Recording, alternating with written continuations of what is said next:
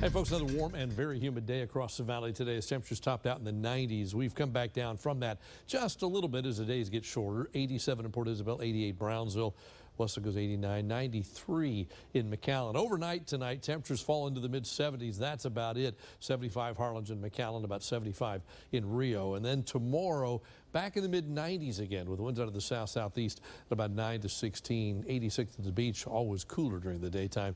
But look at that, 97, 98 for mid-October. That is hot, but it doesn't stay that way long. Normal high is 88. We're going 95. 93 on Friday. We brought Friday down because the front's coming in, it looks like late in the day, but not overnight. It looks like 4 or 5 o'clock, something like that. So it stops heating up when the front gets here, obviously. And then Saturday, only 68. Now, what you're going to see is that front come in, and temperatures are going to drop pretty dramatically with and right behind the front. So by the time you get to football Friday night, if it hadn't already begun to cool off, it will relatively quickly. Temperatures are going to drop behind that front with some showers and thunderstorms with it. Now, here's Future Track. The suggestion is that tonight, patchy clouds, that's about it. Tomorrow's a mostly sunny, hot and dry day across the area, maybe a little breezy. Go to Friday, and we start about the same way. 1 o'clock in the afternoon, partly to mostly sunny and hot, but then late in the day, here comes our front. This particular model suggests that by 8 o'clock, it's just about all the way through the valley. So football games north of that, chilling pretty quickly, and if you're in Brownsville, it cools off right behind.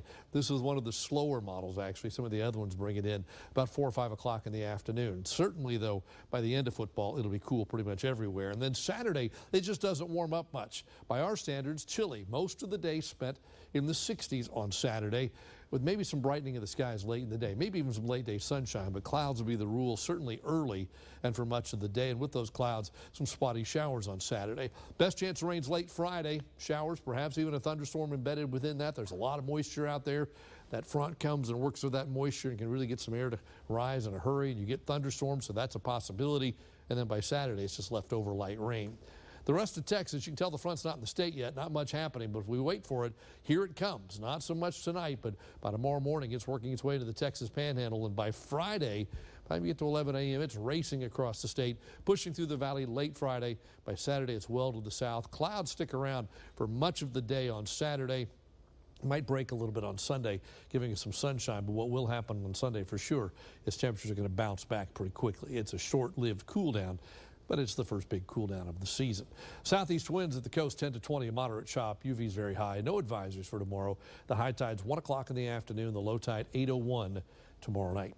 See, First 1-5 accurate with the forecast for tonight. Clear to partly cloudy, warm and muggy. No cooler than about 76. Then tomorrow back to 95. 7 degrees above average for this time of year. Hot and humid. South to southeasterly winds most of the day. We stay hot for Friday, but then Saturday the big change comes really late in the day. Stray showers mainly in the morning on Saturday, maybe some brightening late.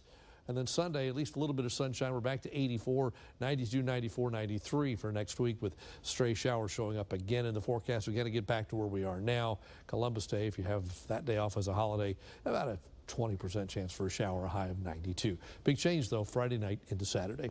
That's your updated First 1-5 accurate with the forecast.